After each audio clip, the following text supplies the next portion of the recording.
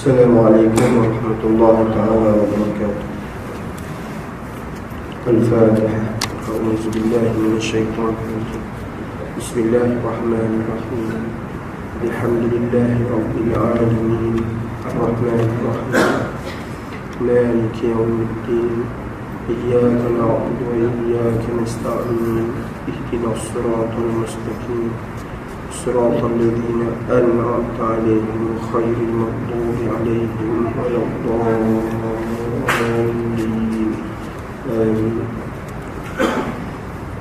إن الحمد لله نحمده ونستعينه ونستغفره ونعوذ بالله من شرور أنفسنا ومن سيئات أعمالنا.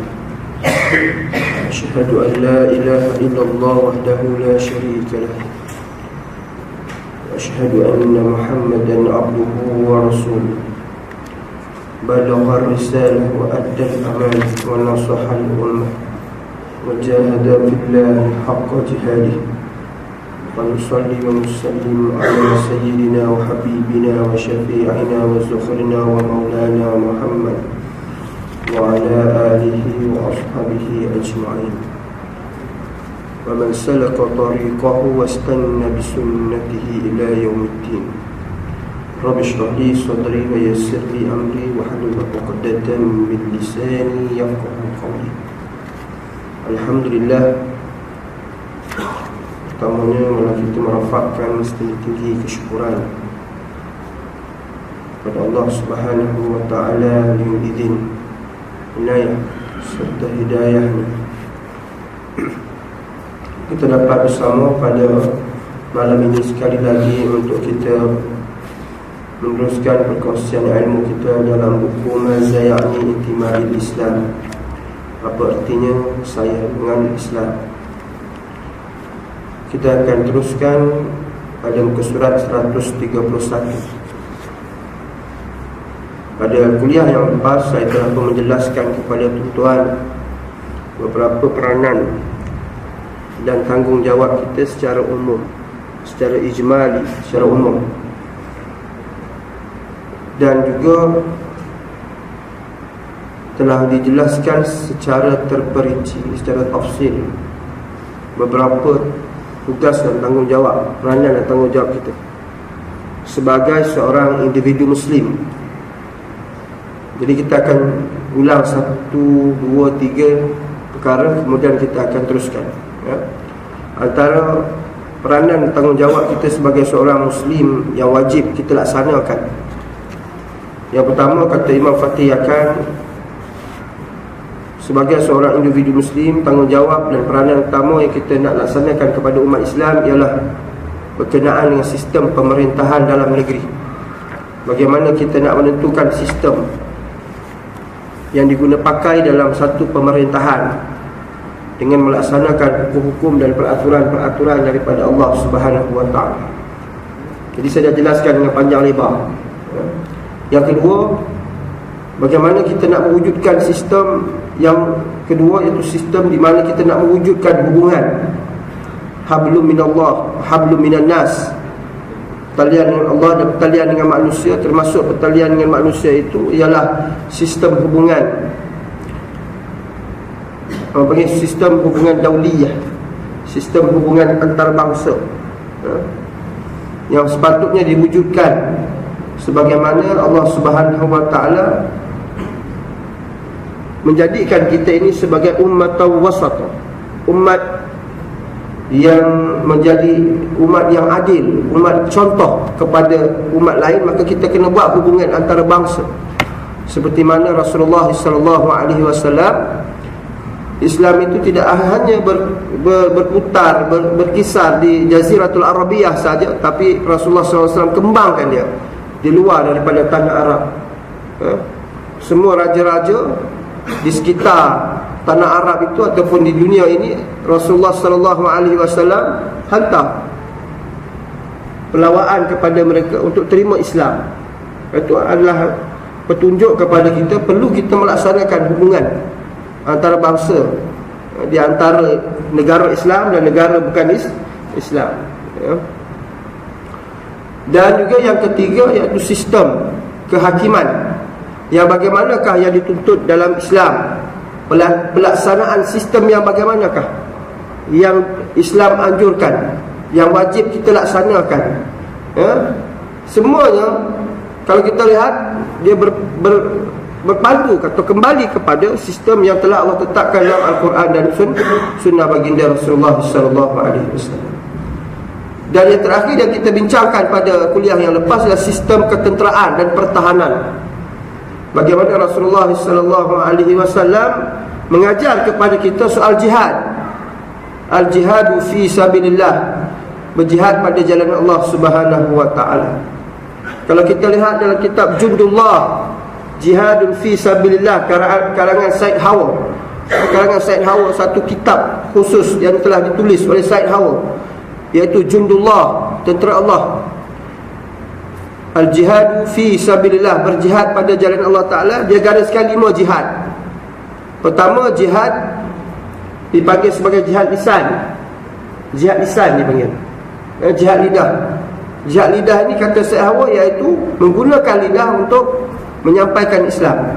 Balighu anni walau ayat. Itu jihad lidah. Semua orang berperanan untuk melaksanakan jihad tersebut. Yang kedua dipanggil jihad ta'lim. Jihad ta'lim ni jihad belajar.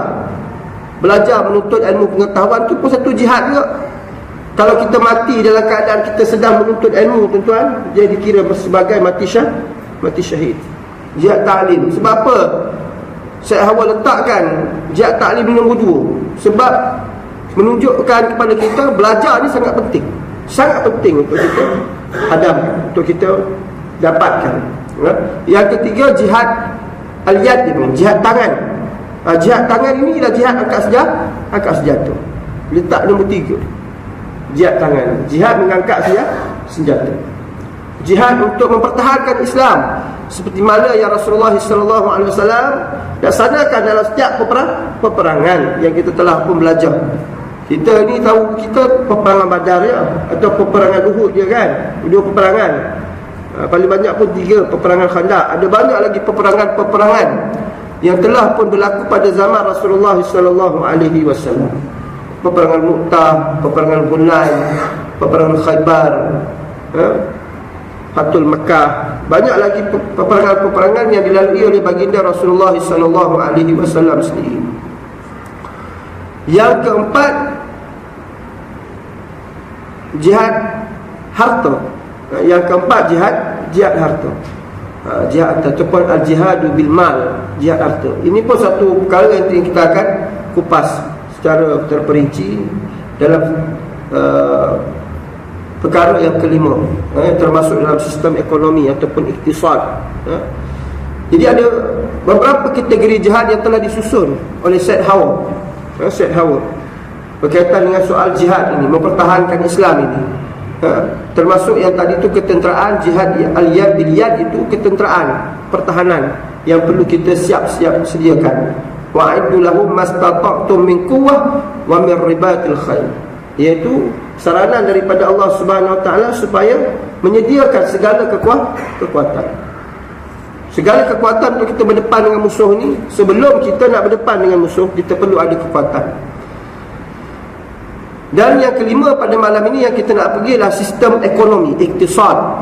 Yang lain itu semua saya jelaskan secara terperinci pada kuliah yang lepas. Baik, apa dia iktisad? Iktisad ini ekonomi. Ekonomi sangat penting. Hari ini ada orang memperkatakan berkenaan dengan jihad ekonomi. Jihad ekonomi, jihadul iktisad.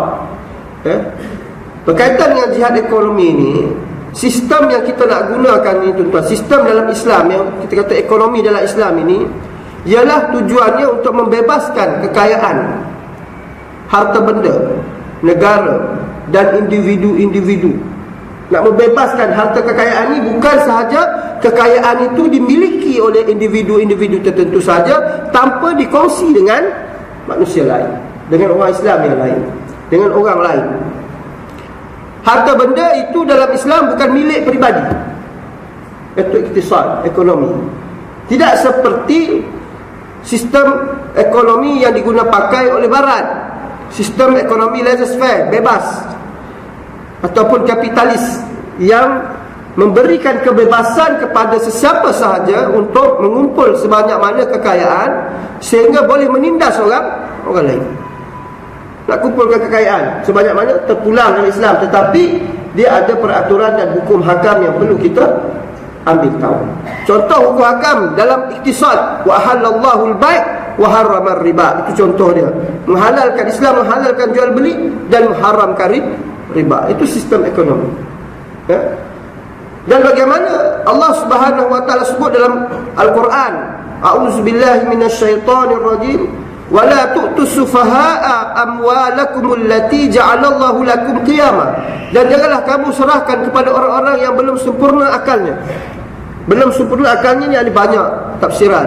Seperti tafsiran daripada Ad-Dhahhak, daripada Abu Musa al-Asy'ari. Ada yang kata, Ad-Dhahhak kata as-sufaha itu ialah anak-anak yatim. Anak yatim ni orang yang termasuk orang yang tidak sempurna akalnya, iaitu mereka yang dikategorikan sebagai anak yatim itu ialah mereka yang belum baligh, belum sempurna akalnya lagi. Itu adalah pendapat Al-Dhahhak. Ada yang kata perempuan, wanita yang tidak boleh menguruskan harta. Dan ada yang memberi pendapat seperti Abu Musa al-Asy'ari, semua golongan yang tidak berupaya untuk menguruskan harta itu termasuk dalam as-sufaha, tidak sempurna akalnya untuk menguasai harta ataupun untuk menguruskan harta. Jadi kata Allah Subhanahu wa taala, wala tu'tus sufaha, dan janganlah kamu serahkan kepada orang-orang yang belum sempurna akalnya harta mereka yang dalam kekuasaanmu. Amwalakum allati ja'alallahu lakum qiyama, yang kamu sendiri dijadikan Allah sebagaimana pemeliharanya. Jadi jangan sampai terlepas harta itu kepada orang yang tidak erti menguruskan harta. Kerana apa? Kesannya sangat buruk. Ya? Kalau kita menyerahkan harta itu kepada orang yang tidak tahu menguruskan harta, maka orang yang dapat memiliki harta yang banyak itu, dia akan menindas golongan yang tidak memiliki harta. Itulah sistem kapitalis. Dan Islam bukannya seperti komunis atau sosialis yang tidak membenarkan menghalang rakyat ataupun manusia lain untuk memiliki harta. Hanya pemerintah saja yang boleh memiliki harta. Rakyat tidak boleh memiliki kekayaan. Rakyat hanya boleh memiliki kekayaan yang sama sahaja. Islam tidak sezalim itu pula. Islam memberikan kebebasan kepada kita untuk memiliki harta. Tapi dalam soal memiliki harta ini, Islam ajar pula satu budaya yang dipanggil sebagai budaya infak. Budaya menafkahkan harta. Itu Rasulullah SAW dalam soal al-jihad bil mal. Dr. Said Hawa pun begitu berkata. Katanya Dr. Said Hawa, jihad lisan, jihad ta'lim, jihad aliyat, jihad, segala jihad ini tidak akan boleh dilaksanakan tanpa ada harta, tanpa ada jihad harta. Kita nak bercakap ini pun mesti ada harta untuk kita sampaikan kepada orang lain. Nak menyampaikan Islam itu pun mesti ada harta. Kenapa? Kerana perjalanannya, makan minumnya mesti ditanggung. Pendakwah yang Rasulullah SAW hantar itu bukan hantar kosongnya. Bersekali dengan keperluan-keperluan yang perlu dimiliki oleh pendakwah tersebut. Sebab itu kita ada pentingnya kita ada harta. Begitu juga kita nak jihad bilyad. Jihad bilyad begitu juga. Kita nak kumpulkan kekuatan yang ada pada kita hari ini. Kalau kita tidak ada kekuatan ekonomi, bagaimana kita ingin mendapatkan kekuatan dari sudut persenjataan contohnya, kelengkapan perang contohnya? Mesti memiliki kekuatan ekonomi terlebih dahulu. Begitu juga jihad ta'lim, mesti ada kekuatan ekonomi juga. Jadi apa pun mesti kita memiliki kekuatan mal, harta ini tadi. Sebab itu bila Rasulullah SAW menggalakkan kepada para sahabat dalam soal jihad ini, begitu juga kita lihat dalam Al-Quran, Allah sebutkan bagaimana jihad itu disekalikan dengan harta benda dan juga diri kamu. Tidak lepas. infiru khifafan wa siqalan wajahidu bi amwalikum wa anfusikum.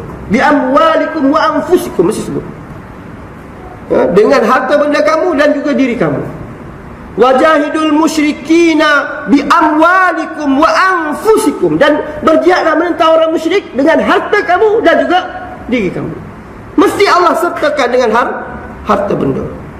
Kerana kepentingan harta itu, sehingga Allah letak amwalikum dulu. Amwalikum dulu.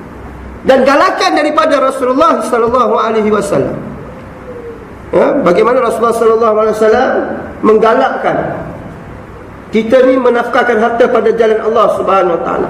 Man anfaqa nafaqatan fi sabilillah kutibas lahu bi sab'i mi'atin da'fin. Rasulullah sallallahu alaihi wasallam sebut, barang siapa yang menafkahkan hartanya pada jalan Allah Subhanahu wa taala, dituliskan padanya itu 700 ganda pahala. 700 ganda pahala. Allah Ta'ala bagi kita 700 ganda pahala kalau kita nafkahkan satu kebaikan, satu harta dalam jalan Allah Subhanahu wa taala. Maka bergebut-gebutlah para sahabat baginda Rasulullah sallallahu alaihi wasallam menafkahkan harta. Pada suatu hari datang seorang Arab. Bawa seekor unta. Dia bawa seekor unta, serah pada Rasulullah sallallahu alaihi wasallam. Dia kata, hazal jihadu fi sabilillah. Dia bagi tahu pada Rasulullah, ya Rasulullah, ini jihad pada jalan Allah Subhanahu wa taala. Kata Rasulullah sallallahu alaihi wasallam, biha yaumal qiyamah sab'ami'atin naqatin kullaha makhtumah.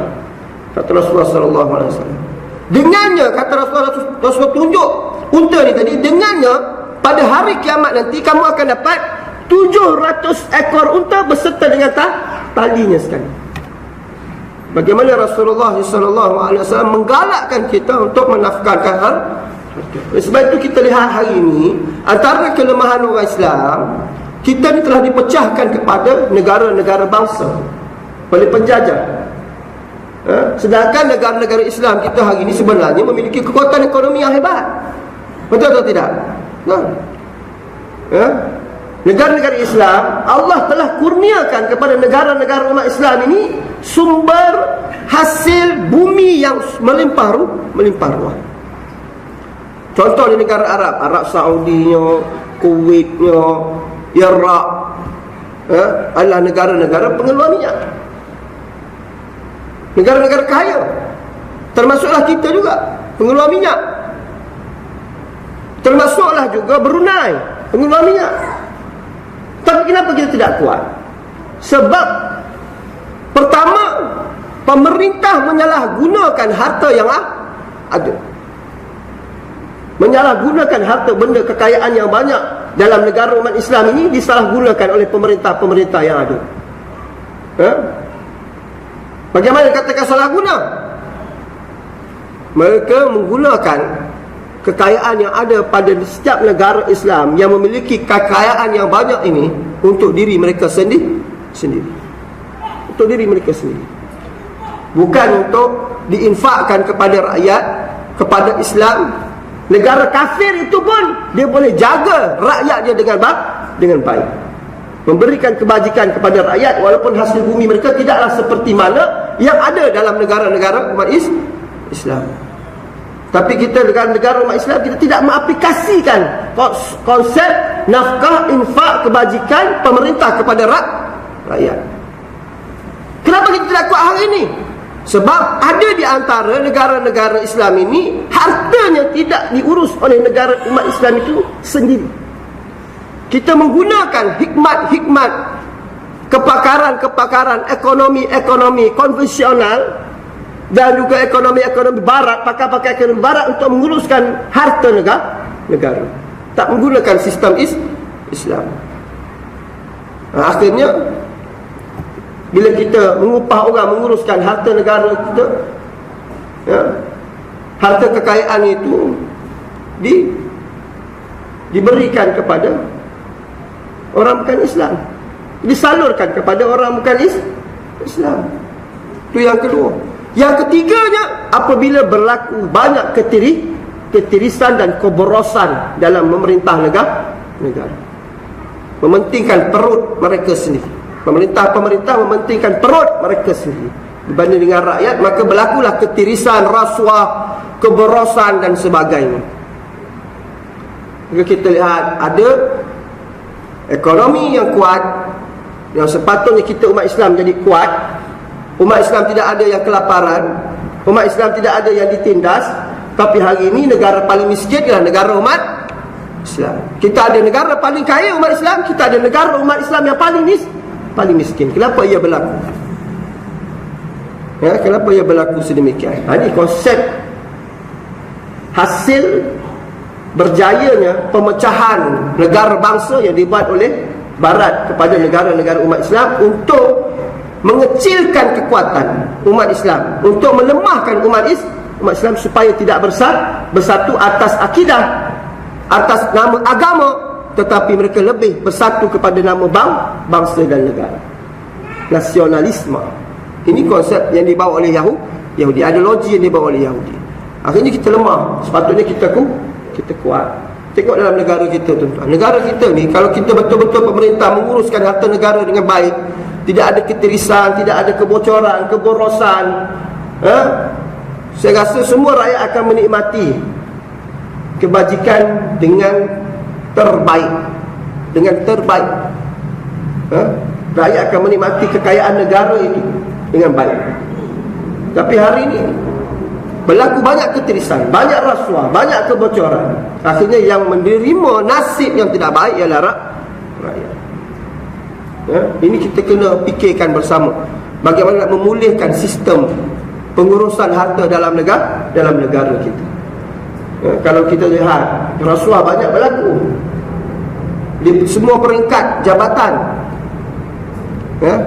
Kalau kita tanya orang berniaga, kontraktor, dia kata, "Ustaz, kalau tak main rasuah ni tak boleh berjaya jadi kontraktor. Mesti ada rasuah." Tapi nak buktikan pegawai-pegawai tu ambil rasuah, tak terbukti-bukti. Yang kena tangkap hanya sedikit sahaja. Ketirisan berlaku. Penjualan barang-barang, harta-harta negara, pembelian harta-harta negara yang sepatutnya dengan kos yang sedemikian tidak berlaku. Dengan kos yang terlalu tinggi. Pembinaan sekolah yang terlalu tinggi. Pembelian barang-barang terlalu tinggi. Menyebabkan banyak harta kekayaan negara yang sepatutnya boleh disalurkan kepada rakyat, tidak disalur dengan baik. Tuan-tuan boleh tengoklah dalam media-media kita contoh-contoh tersebut. Jadi kita nak kembalikan sistem ekonomi yang berteraskan kepada Al-Quran, mengikut Islam, bagaimana diaplikasikan oleh baginda Rasulullah sallallahu alaihi wasallam. Rasulullah sallallahu alaihi wasallam ketika dia menjadi pemerintah kepada negara Islam, dia tidak mengambil kesempatan kepada kuasa yang dia ada untuk mengumpulkan kekayaan. Sehingga kan cucu dia Hasan ketika itu, dia makan barang ataupun makanan yang dikumpulkan untuk umat Islam. Rasulullah SAW tidak membenarkan atau minta dikeluarkan semula barang makanan yang dimakan. Seperti juga Sayyidina Umar Al-Khattab, begitu juga keadaan mengikut contoh baginda Rasulullah SAW. Tetapi zaman itu nak jumpa orang miskin pun payah. Sebab mereka ni, Rasulullah naikkan ekonomi mereka, naikkan ekonomi orang miskin ni jadi orang kaya. Dan mereka pula boleh infak pada orang miskin yang lain.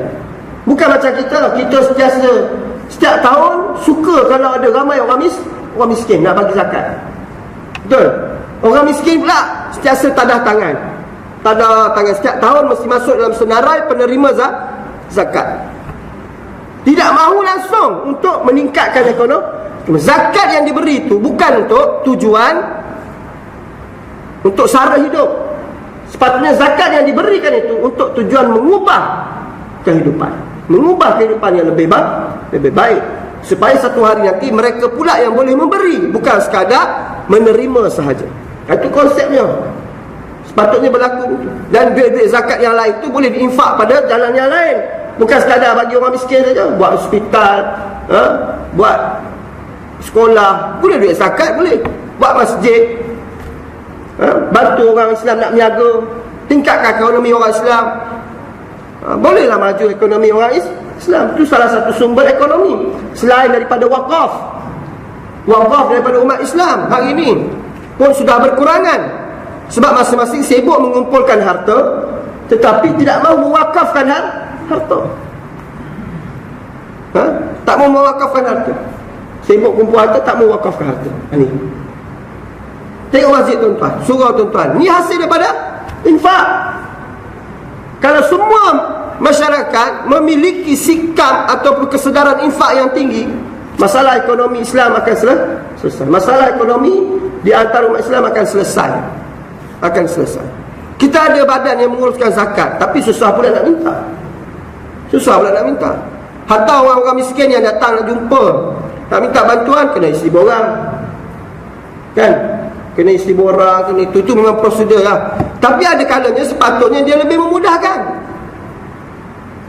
Kadang-kadang keperluan itu mendesak, tahun-tahun tu juga dia nak guna duit, terpaksa minta sana minta sini dengan umat Islam, dengan orang Islam, pergi masjid, pergi surau. Ada pula dia kalangan masjid atau surau-surau yang ada duit tak mau bagi, kerana dikata zakat sudah ada, pergi minta zakat. Bila pergi minta zakat, isi borang, bukan boleh dapat masa tu juga. Borang tu mesti diproses terlebih dahulu. Lepas datang pula pegawai siasat, berbulan-bulan baru selesai. Orang tu dah kebulu dah. Orang kata dah cekik dah. Bil api, bil air tak boleh bayar, berbulan-bulan tertunggak-tunggak. Takkan nak tunggu lagi. Jadi patutnya pengurusan kita lebih cekap, melihat situasi. Bukan semua situasi perlu isi borang, perlu diproses, disiasat dengan begitu teliti, kan?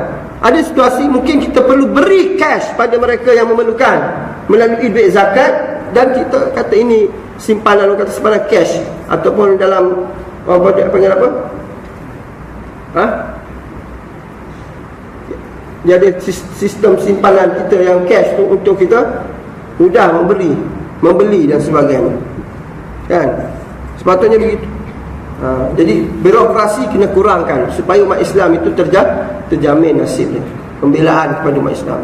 Itu akhirnya ada di antara kisah-kisah yang kita dengar, apabila mereka sukar untuk mendapatkan bantuan, mereka pergi ke tempat yang tak sepatutnya mereka pergi. Contohnya pergi tempat gereja sedia menghulurkan bantuan. Tuan-tuan, ada gereja yang taruh duit, letak kertas, letak duit dalam tabung ni kertas, tulis berapa ringgit awak ambil. Sampai begitu mudah sekali mereka memberi duit kepada mereka yang memerlukan, berbanding dengan kita.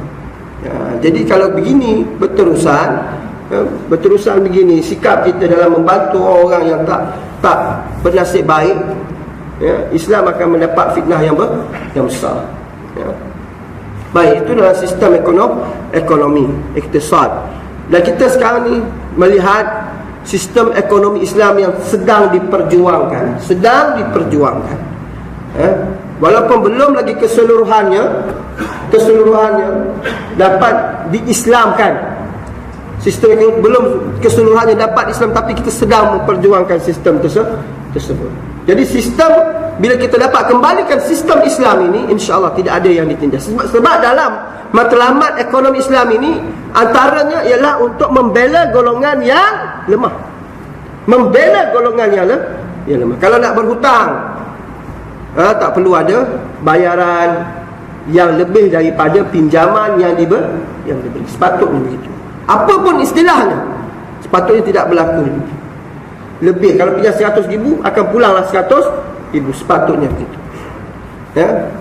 Sistem kebudayaan dan pelajaran. Sistem ini adalah untuk menghapuskan kejahilan dan kebodohan, selaras dengan perintah wahyu yang pertama daripada Al-Quran. A'udzubillahi minasyaitonirrajim. Iqra bismi rabbikal ladzi khalaq. Bacalah dengan nama Tuhanmu yang telah menciptakan. Seperti mana yang disebut tadi, sistem kebudayaan sistem pendidikan yang kita nak laksanakan dalam Islam ini mestilah tujuannya ialah untuk menghapuskan kejahilan dan kebodohan. Nak menghapuskan kejahilan dan kebodohan. Sebab tu sistem pendidikan adalah antara yang sangat penting dan perlu diutamakan. Sistem pendidikan. Dan perlu dikaji semula sistem pendidikan kita yang sedia ada hari ini. Adakah kita berjaya melahirkan modal insan yang mengamalkan ilmu yang dipelajari, bukan sekadar menguasai ilmu. Kunu ru'atun wala takunu ruwatun, kata Rasulullah sebut kunu ru'atun wala takunu ruwatun. Hendaklah kamu jadi orang yang memelihara ilmu, bukan sekadar meriwayatkan ilmu. Hari ini kita melihat ramainya orang Islam belajar, tapi semata-mata hanya untuk belajar, untuk mendapatkan ilmu, lulus dalam peperiksaan, keluar daripada universiti, dapat pekerjaan yang baik, dapat gaji yang tinggi, habis sampai situ saja. Betul tak?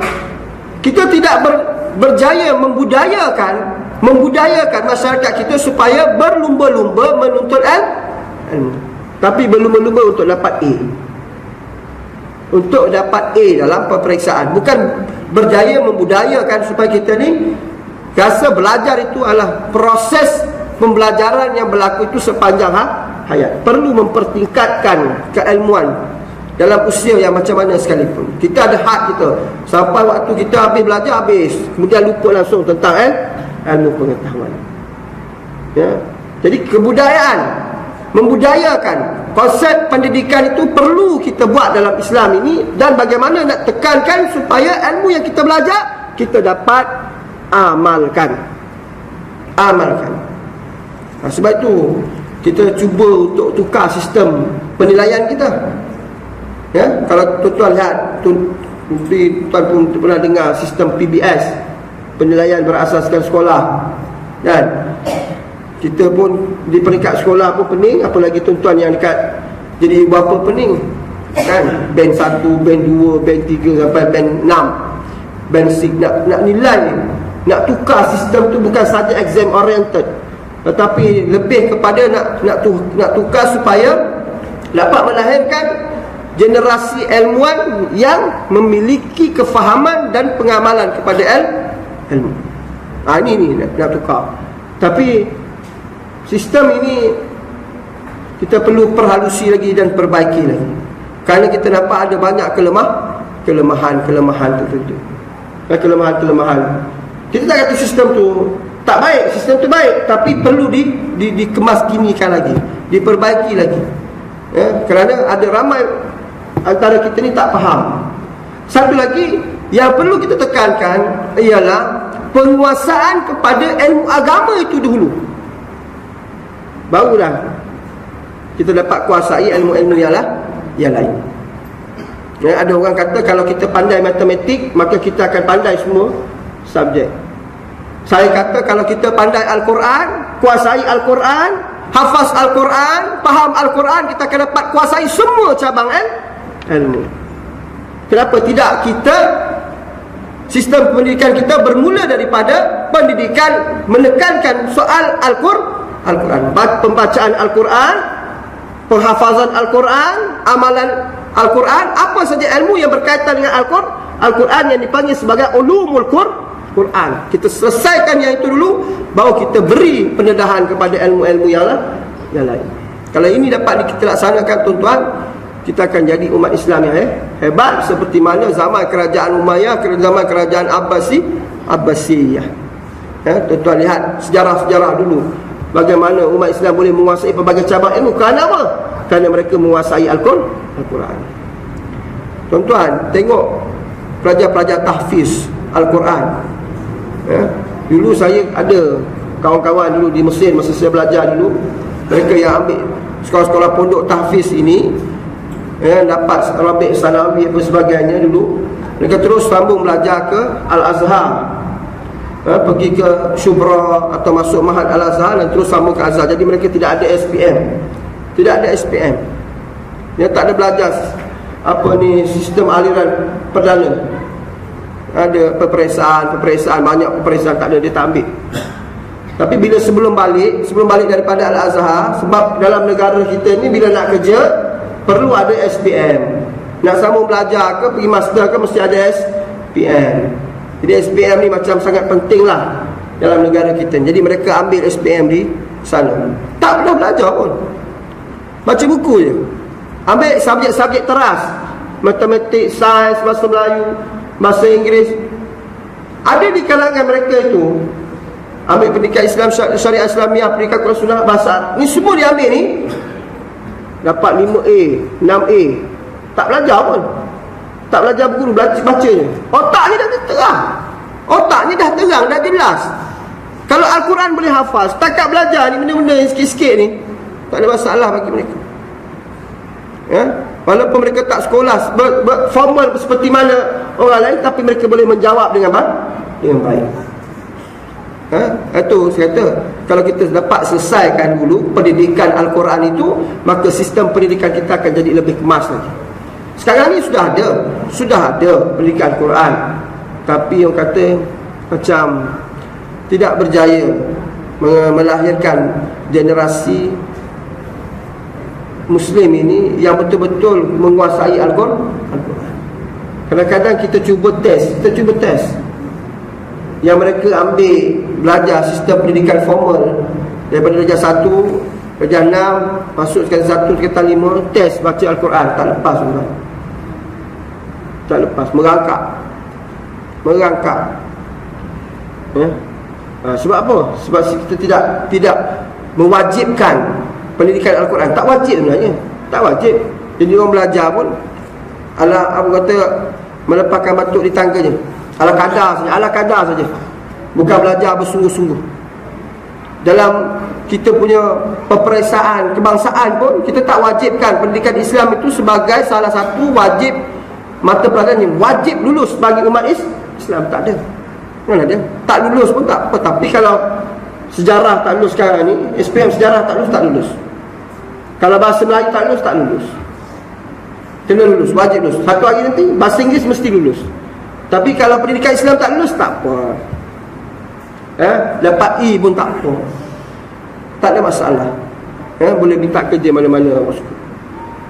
Jadi kita tak berjaya melahirkan generasi mukmin tadi yang menguasai Quran. Akhirnya mereka yang memegang jawatan, pelbagai jawatan dalam negara ini, mereka yang rosak akhlak. Jadi engineer yang penipu, tu yang runtuh sana, runtuh sini. Jadi peniaga yang makan, yang beri rasuah.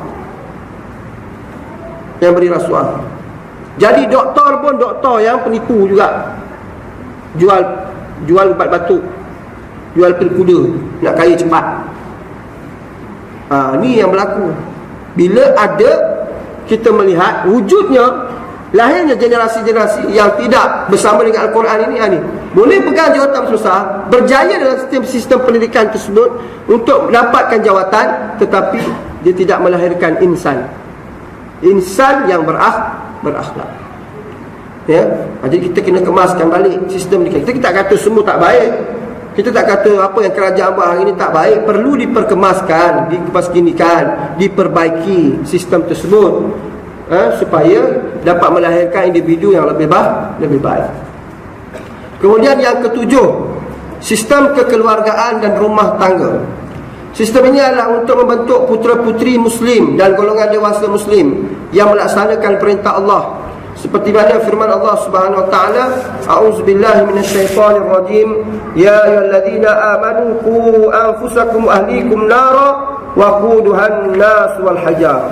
Wahai orang-orang yang beriman, peliharalah diri kamu dan ahli keluargamu dari api neraka yang bahan bakarnya adalah manusia dan batu. Jadi sistem ini pun sangat penting, sampai dimasukkan oleh Imam Fatihahkan kepada sistem yang perlu kita bertanggungjawab ke atasnya, ialah sistem kekeluargaan. Kerana apabila sistem kekeluargaan itu runtuh, dia akan menjadi punca kepada runtuhnya masyarakat. Akhirnya akan meruntuhkan negara. Puncanya kepada sistem keluarga yang tidak betul, tidak mengikut Islam. Sebab itu bila kita melihat, kalaulah daripada sebelum berkahwin sudah ada ilmu kekeluargaan Islam, dan semasa berkahwin mereka juga melaksanakan, mengamalkan apa yang mereka belajar, mengaplikasikan apa yang mereka belajar dalam sistem kekeluargaan Islam ini, mereka akan dapat melahirkan generasi yang baik, generasi yang bertakwa kepada Allah Subhanahu wa taala. So itu sistem kekeluargaan sangat penting. Oleh sebab itu sepatutnya kerajaan, pemerintah memudahkan urusan untuk membina keluarga. Urusan membina keluarga. Masyarakat mesti memudahkan, ibu bapa mesti memudahkan supaya tidak timbul gejala yang boleh membawa kepada kemungkaran seperti zina. Kerana zina ini antara salah satu punca runtuhnya sistem keluarga, rosak binasa. Lahirnya banyak anak luar nikah ataupun sekarang ni kita lihat, itu yang pertama. Yang kedua, kita melihat bagaimana ibu bapa hari ini sibuk mengejar harta dunia. Pagi, petang, siang, malam dia sibuk cari duit, tapi menghiraukan soal kasih sayang anak-anak, pendidikan anak-anak, ambil berat soal anak-anak, dengan siapa anak berkawan, anak pergi mana, apa anak tengok, apa anak beli, dia tak ambil hirau. Dia tahu dia bagi duit kat anak dia, pandai-pandai. Kebanyakan ibu bapa hari ini apabila sibuk mengejar harta dunia, mengabaikan tanggungjawab dan kasih sayang pada anak-anak, runtuh sistem keluarga. Runtuh sistem keluarga. Kalau keluarga itu dapat melaksanakan Islam dalam keluarga, contoh saya boleh bagi, kalau keluarga itu jaga solat cukup. Jaga solat. Bapa jaga solat, mak jaga solat, anak-anak jaga solat, boleh sembahyang berjemaah bersama, bapa jadi imam, anak-anak jadi makmum, lepas solat boleh bagi tazkirah pada anak-anak. Bukan bagi tazkirah macam ustaz bagi, tak perlu. Baca hadis, satu potongan hadis pada anak-anak. Kalau dapat berlaku yang sedemikian, atau kalau tak boleh membawa, tak mampu untuk beri ilmu kepada keluarga, bawa ke tempat yang boleh mendapatkan ilmu. Seperti majlis-majlis ilmu seperti ini, banyak sekarang ni. Bawa anak-anak, bawa isteri untuk dapatkan ilmu. Boleh. Usaha mesti ada untuk memberikan pendidikan, pemahaman kepada anak-anak. Ini kita pergi sembahyang seorang-seorang. Pergi sembahyang subuh seorang-seorang. Balik sembahyang subuh, kita tadi dengar kuliah subuh siap. Balik sembahyang subuh, tengok anak terbongkar lagi, tidur lagi. Kita tak cakap apa-apa. Kita kata kesian, biarlah. Ni cuti sekolah ni pun, biar je lah. Selalu bangun pagi kita bagi dia peluang sebulan setengah ni cuti sekolah ni, kalau tak sembahyang pun tak apalah. Kita cakap macam tu. Ni yang akan menghancurkan masa depan anak itu. Bila solat tak jaga, kalau kita pentingkan diri kita saja, anak-anak kita biarkan, tuan-tuan boleh selamat dekat akhirat nanti. Kerana Allah sebut ku anfusakum ahlikum nara. Jagalah, peliharalah kamu, diri kamu dan keluarga kamu. Keluarga kamu mesti dipelihara juga, untuk selamatkan diri kamu daripada api neraka. Kalau kita seorang je baik, isteri kita tak baik, anak-anak kita tak baik, kita juga akan masuk neraka, akan ditarik sama kerana hak, amanah dan tanggungjawab kita tidak dilunaskan dengan baik. Jadi kita kena ingat itu. Jadi sebab itu saya cakap, sistem keluarga yang baik akan melahirkan masyarakat yang baik, seterusnya akan memberi sumbangan kepada negara. Di barat hari ini, kerana hancurnya sistem sosial hari ini, kerana sistem kekeluargaan hancur. Tak ada kasih sayang, tak ada tanggungjawab antara ibu bapa kepada anak, anak kepada ibu bapa. Kita kalau tak bertanggungjawab, kalau tak bertanggungjawab pada anak satu hari nanti tidak akan bertanggungjawab kepada kita pada dia tua. Bila dah tua, datang pergi rumah orang tua. Dia orang tua jaga, tak ambil tahu langsung pasal ibu bapa dia. Akan berlaku sedemikian. Jadi kalau sistem keluarga itu kita lihat di barat sudah hancur, maka dia akan memberikan kehancuran kepada sistem sosial dalam masyarakat. Tidak mustahil juga dia boleh berlaku dalam negara negara kita. Boleh berlaku dalam negara kita kalau sistem keluarga kita hancur. Ya.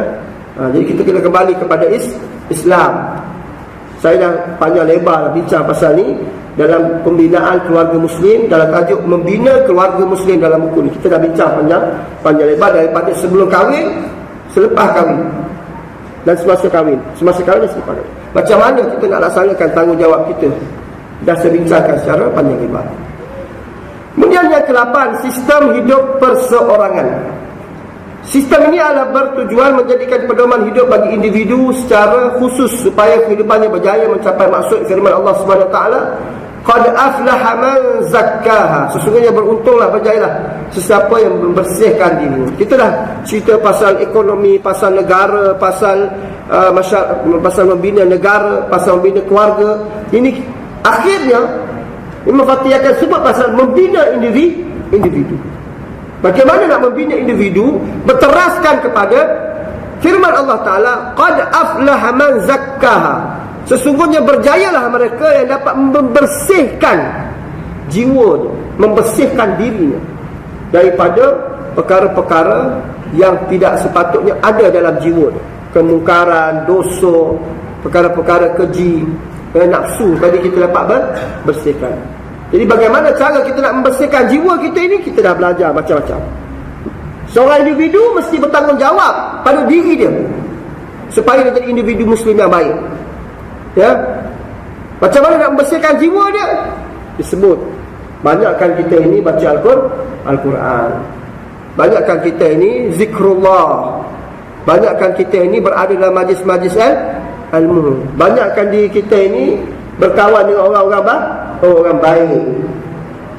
Pastikan kita ini menjaga, memelihara kewajipan-kewajipan yang telah diperintahkan kepada kita. Pastikan kita ini meninggalkan seluruh perkara-perkara yang dilarang oleh Allah Subhanahu Wa Taala. Kalau ini dapat dijaga, dapat dipelihara, maka kita akan dapat membersihkan jiwa. Dan orang yang membersihkan jiwa ini Allah sebut, qad aflaha man zakkaha, lawannya wa qad khaba man dassaha. Yang jadi berjaya, orang yang tidak berjaya membersihkan jiwa, Allah sebut rugilah orang-orang yang mengotorkan jiwa. Dia lawan. Jadi kalau gagal membersihkan jiwa, maka kita akan jadi rugi dunia akhirat. Jadi kita kena usaha membersihkan jiwa kita sendiri. Ya. Kita ni cabaran kita banyak. Depan kita ni ada macam-macam cabaran. Soal keimanan kita, Allah nak uji.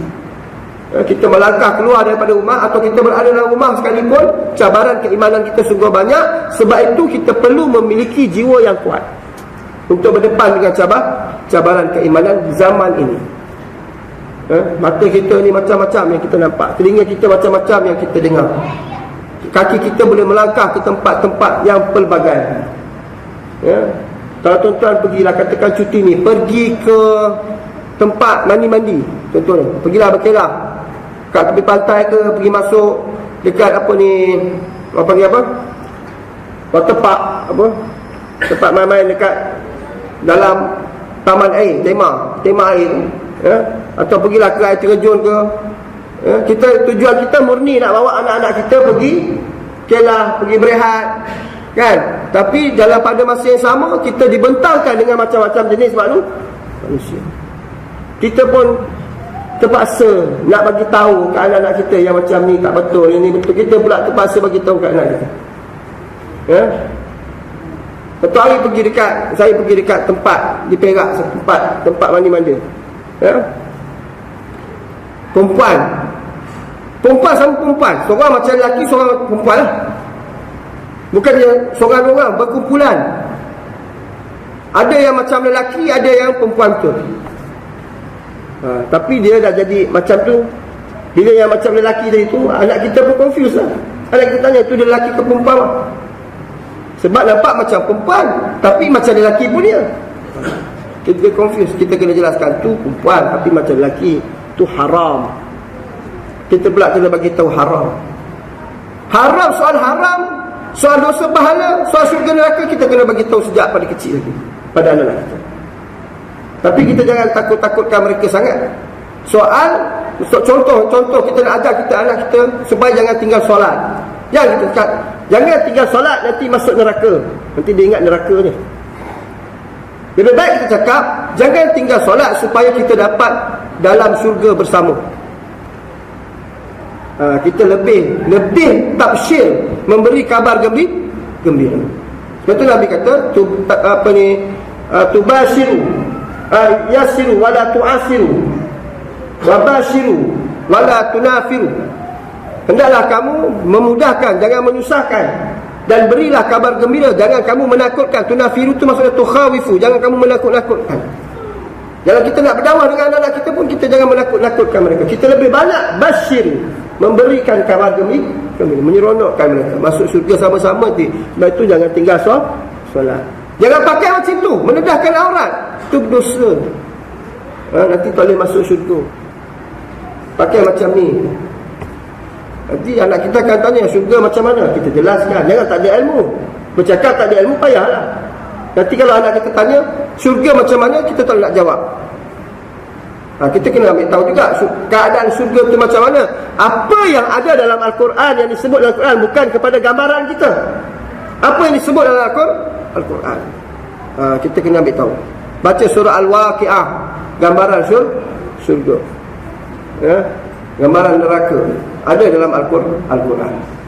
Yang kesembilan dan yang terakhir, menghidupkan roh atau semangat kejiwaan secara keseluruhan dalam setiap diri individu di kalangan ummah, sama ada pemerintah atau rakyat, kerana melaksanakan tuntutan Allah Subhanahu wa taala. Firman Allah Subhanahu wa taala, "Wabtaghi fima ataka Allahu ad-daral akhirah wa la tansa nasibaka minad dunya wa ahsin kama ahsana Allahu ilaika wa la tabghil fasada fil ard innallaha la yuhibbul mufsidin." Dan carilah apa yang telah diberikan Allah kepadamu, kampung akhirat, dan janganlah kamu melupakan kebahagiaanmu dari kenikmatan dunia, dan berbuat baiklah kepada orang lain sebagaimana Allah telah berbuat baik kepadamu, dan janganlah kamu berbuat kerosakan di muka bumi ini. Tuan-tuan, untuk kita mengisi roh kita ini, nak mengisi roh atau semangat kejiwaan ini, kita kena banyak belajar tentang agama Islam. Kalau kita lihat banyak hadis Rasulullah SAW, berapa banyak hadis yang kita telah baca soal tentang amal. Saya bagi contoh amal. Kalau saya tanya kepada tuan, apakah amalan yang terbaik yang disarankan oleh baginda Rasulullah SAW kepada kita? Banyak hadis, tapi kita tak baca, kan? Antara Rasulullah SAW sebut ahabbul a'mal ilallah as-salatu fi miqatiha wa birru walidain wal jihadu fi sabilillah. Amalan yang amat dicintai oleh Allah Subhanahu wa taala, yang sangat utama di sisi Allah Subhanahu wa taala, pertama, solat pada waktunya. Yang kedua, berbuat baik kepada kedua ibu bapa. Yang ketiga, berjihad pada jalan Allah Subhanahu wa taala. Kalau kita banyak memahami hadis-hadis baginda Rasulullah sallallahu alaihi wasallam ini, kita akan dapat mengisi jiwa kita yang kosong. Oh, amal yang paling baik ini dia. Maka kita akan berlumba-lumba. Contohnya, solat pada waktunya, solat berjamaah dalam masjid, dalam surau. Oh, ni amalan yang paling baik. Yang kedua, berbuat baik kepada kedua bapa. Kita akan berlumba-lumba berbakti kepada kedua ibu bapa. Bila kita dapat mengisi roh dan semangat kejiwaan ini, bukan sahaja kepada individu muslim, tetapi mereka yang menjadi pemerintah juga pun kena mengisi roh mereka dengan, jiwa mereka dengan Islam. Sebab makanan roh itu, jasad kita nak bagi dia sihat, kita bagi dia makan cukup, bagi dia makan yang berkhasiat, yang berzat. Hari ini ada macam-macam suplemen untuk sihatkan fizikal kita. Roh dia juga ada makanan. Nak bagi roh sihat, roh jadi hebat, kita bagi dia makanan yang hebat. Apa dia? Baca Al-Quran banyak, baca hadis banyak, duduklah majlis-majlis yang banyak, zikrullah banyak. Maka ini akan memberikan kesihatan kepada roh. Hati akan jadi sihat, jiwa akan jadi sihat. Bila ini semua sihat, roh sihat, akan melahirkan ummah dan juga pemerintah yang boleh dapat menyelesaikan semua tuntutan-tuntutan dalam Islam. Dia tidak hanya pentingkan dunia sahaja, maka akan seimbanglah di antara berlaku adillah di antara dunia dan akhirat. Sebab itu Allah pesan kepada kita, wa batari fi ma atakallah udarul akhir. Allah sebut akhirat dulu. Allah sebut akhirat maknanya apa? Kita mesti mengutamakan akhirat. Wala tansa nasibaka minad dunya. Tapi jangan pula kamu lupa bahagian kamu di dunia. Jangan kamu lupa kebahagiaan kamu di dunia. Tapi akhirat dulu Allah sebut. Maknanya apa? Utamakan akhirat berbanding dunia. Kalau bertemu dua pertemuan, dua kepentingan di antara dunia dan akhirat, kita mesti pentingkan soal akhirat dulu berbanding dunia.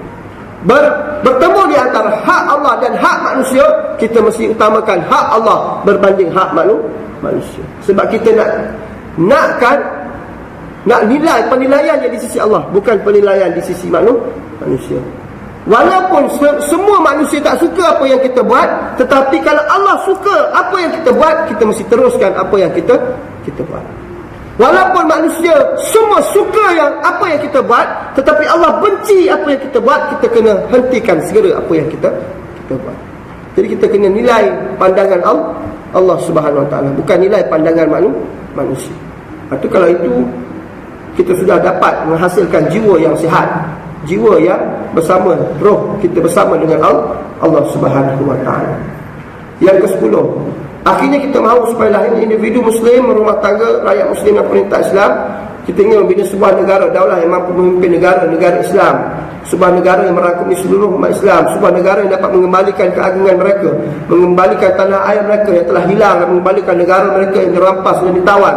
Selain daripada peranan dan tanggungjawab tadi, kita mahu supaya daulah Islamiah ini mengepalai, membawa paji-paji jihad dan dakwah ke seluruh alam hingga ke dunia ini hari ini dapat mengecap kebahagiaan dari ajaran Islam. Saya nak tanya tuan-tuan, ada ke tidak kita boleh jadikan mana-mana negara hari ini, negara umat Islam sebagai contoh yang terbaik yang boleh kita ikut sebagai daulah Islamiah, kerajaan Islam hari ini? Ada ke tidak? Tak ada. Maksudnya secara keseluruhannya sebuah negara yang boleh kita jadikan model, yang boleh kita ikut untuk kita jadikan negara ini sebagai sebuah negara Islam. Tak ada. Setakat ni tak ada negara umat Islam yang berjaya menjadi model yang baik daripada semua segi, semua sudut yang kita telah bincangkan. Jadi mungkinlah kita boleh jadi perintis kot, atau kita boleh jadi contoh. InsyaAllah tak? Kita boleh jadikan contoh. Kita ni boleh jadikan contoh kepada negara-negara umat Islam yang lain, supaya menjadi model kepada negara-negara umat Islam yang lain yang dapat melaksanakan Islam secara keseluruhannya. Supaya kita dapat mengepalai panji-panji jihad, dakwah ke seluruh Islam, sehingga dunia kita dapat mengecap kebahagiaan dari ajaran Islam. Kita cukup risau orang kat Palestin, betul tak? Kita cukup risau orang kat Palestin. Kita kata apabila orang kat Palestin kena bunuh, kena tangkap, kena siksa. Mereka dekat Palestin menadah tangan, sujud syukur kepada Allah Subhanahu Wa Taala. Sebab apa? Sebab situasi yang mereka hadapi itu menyebabkan mereka dekat dengan Allah Subhanahu Wa Taala.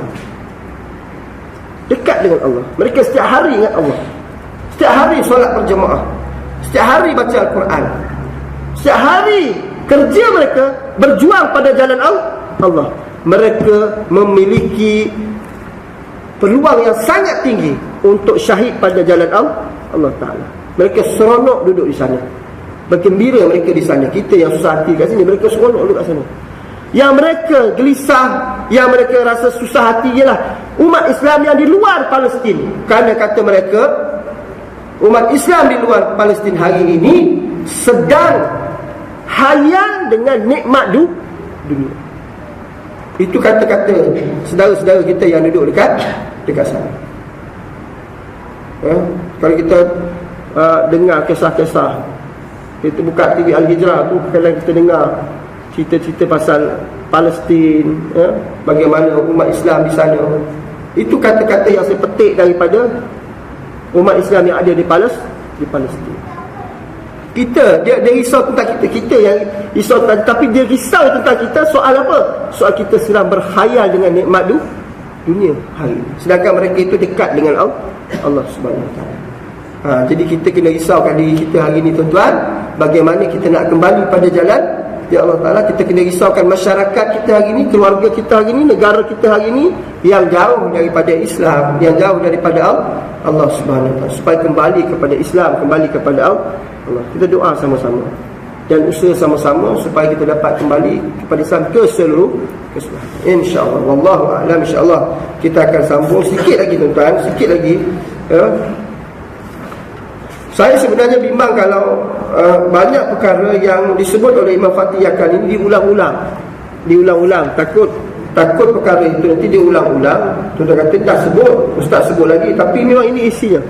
Diperjelaskan banyak kali dalam mungkin penerangan dalam bentuk yang berbeza. InsyaAllah kita cuba membawa satu penjelasan yang mungkin berbeza sedikit ya, dan memahami setiap apa yang telah disebut oleh Imam Fatihkan, kerana dalam buku ini sangat bermakna kalau kita dapat memahami, insyaAllah ya.